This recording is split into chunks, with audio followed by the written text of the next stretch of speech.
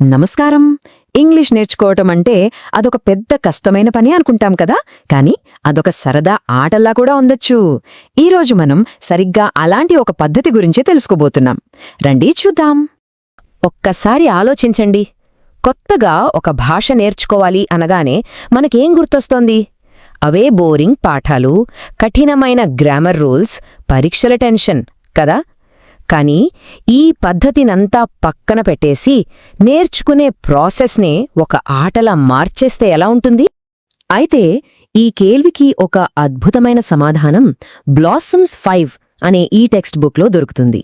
ఇది లాంగ్వేజ్ టీచింగ్లో ఒక సరికొత్త, చాలా పవర్ఫుల్ సొల్యూషన్ని మన ముందు పెడుతుంది. సరే, అసలు విషయంలోకి వద్దాం. ఈ కొత్త పద్ధతికి గుండెకాయ లాంటిది ఈ ప్లేవే మెథడ్. అంటే ఇది కేవలం టైంపాస్ కోసం సరదాగా ఆడుకోవడం కాదు, ఇది చాలా ఎఫెక్టివ్, స్ట్రెస్ లేని ఎడ్యుకేషన్ అన్నమాట. ఇక్కడ ఆటలే పాఠాలుగా మారిపోతాయి. సరే, మరి మొదలు పెడదామా? ముందుగా ఏ భాషకైనా ఫౌండేషన్ లాంటివి పదాలు, అంటే వొకాబులరీ ఇంకా గ్రామర్. సో వీటిని బలంగా మార్చుకుని ఆటల గురించి చూద్దాం. మన మొదటి ఆట పేరు ఫిషింగ్ ఫార్ యాడ్జెక్టివ్స్. దీని టార్గెట్ చాలా సింపుల్ అండ్ ఫన్గా ఉంటుంది. వర్బ్స్ని అంటే క్రియలిని పట్టుకుని వాటిని యాడ్జెక్టివ్స్గా అంటే విశేషణాలుగా మార్చాలి. ఇక్కడ నాకు బాగా నచ్చిన విషయం ఏంటంటే ఈ ఆటకు కావలసిన వస్తువులు చాలా సింపుల్. ఇంట్లో దొరికే వాటితోనే ఒక ఫిషింగ్ రాడ్ తయారు చేసుకోవచ్చు. అంటే ఈ మెథడ్ను ఎవరైనా ఎక్కడైనా ఫాలో అవ్వచ్చన్నమాట. సరే, ఈ ఆట ఎలా ఆడతారో చూస్తే అదే అసలు మజా. పిల్లలు నిజంగా చేపలు పడుతున్నట్టే ఆ కర్రతో పదాలని పట్టుకుంటారన్నమాట. అంటే ఇక్కడ ఒక ఫిజికల్ యాక్టివిటీ ఉంది, ఒక సరదా ఉంది. ఇలా ఆడుతూ నేర్చుకున్నప్పుడు అది వాళ్ళకి చాలా బాగా గుర్తుండిపోతుంది. ఇది ప్రాక్టికల్గా ఎలా వర్క్ అవుతుందో చూడండి. ఒక స్టూడెంట్ టాక్ అనే వర్బ్ను పట్టుకున్నాడనుకోండి, దాన్ని టాకటివ్ అనే యాడ్జెక్టివ్గా మార్చాలి, లేదా ప్లేని ప్లేఫుల్గా. చూసారా ఎంత సరదాగా ఆడుతూనే కొత్త పదాలు నేర్చుకుంటున్నారో? వొకాబులరీ తర్వాత ఇప్పుడు మనం గ్రామర్ వైపు వెళ్దాం. మన next game the adverbs game. ఇది టీమ్స్లో ఆడే ఆట. ఒకరికొకరు హెల్ప్ చేసుకుంటూ యాడ్వర్బ్స్ అంటే క్రియా విశేషణాలను నేర్చుకోవచ్చు. ఈ ఆటలో ఉన్న బ్యూటీ ఏంటంటే దాని స్పీడ్. టీమ్స్ మధ్య ఒక హెల్తీ కాంపిటీషన్ ఉంటుంది కదా, అది స్టూడెంట్స్ని ఫాస్ట్గా, క్రియేటివ్గా ఆలోచించేలా చేస్తుంది. గెలవాలనే ఉత్సాహంలోనే వాడు కొత్త పదాలు నేర్చుకుంటారు. ఉదాహరణకు టీచర్ బోర్డు మీద ఆమె చదువుతోంది అని రాశారనుకోండి, ఒక టీం నిశ్శబ్దంగా అనే పదాన్ని యాడ్ చేయొచ్చు. ఈ చిన్న మార్పుతో స్టూడెంట్స్కి వాక్య నిర్మాణం, దాని వెనుకున్న మీనింగ్ ఎంత బాగా అర్థమవుతుందో చూడండి. ఇప్పుడు మనందరికీ బాగా తెలిసిన ఒక క్లాసిక్ గేమ్కి వద్దాం, క్రాస్వర్డ్ పజిల్. ఇది వొకాబులరీ ఇంకా స్పెల్లింగ్స్ని బలంగా మార్చడానికి పిక్చర్ క్లూస్తో వాడతారు. ఇక్కడ విషయమేంటంటే పదాలకు విజువల్ క్లూస్గా పిక్చర్స్ ఉంటాయి. కాబట్టి స్టూడెంట్స్ స్కేటింగ్ లేదా బాక్సింగ్ లాంటి పదాలను వాటి బొమ్మలతో జత చేయడం ద్వారా చాలా ఈజీగా నేర్చుకుంటారు, అలాగే గుర్తుపెట్టుకుంటారు. సరే, ఇప్పుడు దాకా మనం రాయడం, చదవడం, గ్రామర్ మీద ఫోకస్ చేశాం. ఇప్పుడు చాలా ముఖ్యమైన స్పీకింగ్ స్కిల్స్ మీద దృష్టి పెడదాం.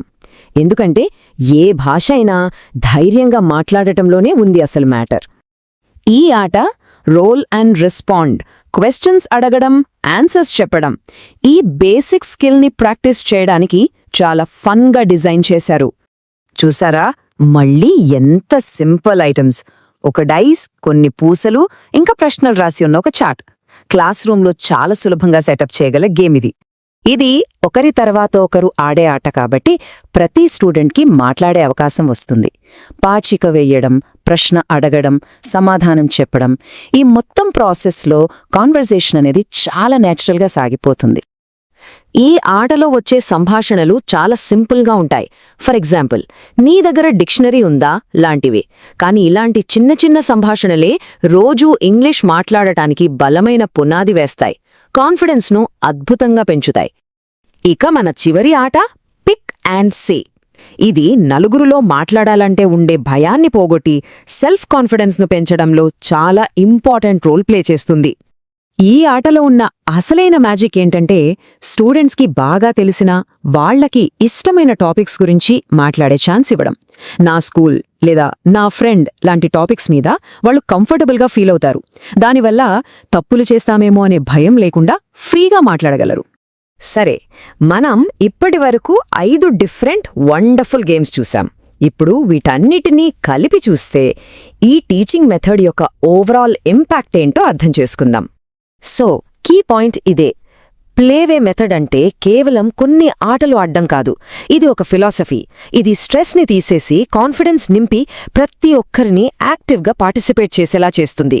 వొకాబులరీ నుండి స్పీకింగ్ స్కిల్స్ వరకు అన్నిటినీ ఇది డెవలప్ చేస్తుంది. ఈ విశ్లేషణను ముగించే ముందు ఒక ఆలోచింపజేసే ప్రశ్నతో ఎండ్ చేద్దాం. మనం ఇక్కడ చూసిన ఆ ఉత్సాహం, ఆ క్రియేటివిటీ, ఒకవేళ మనం నేర్చుకునే ప్రతి విషయం, ప్రతి సబ్జెక్ట్ ఇలాగే ఒక ఆటలా అనిపిస్తే అప్పుడెలా ఉంటుంది? ఈ వీడియో మీకు నచ్చినట్లయితే లైక్ చేయండి, షేర్ చేయండి, కామెంట్ చేయండి. అలాగే మన ఛానల్ని సబ్స్క్రైబ్ చేయండి. Thanks for watching.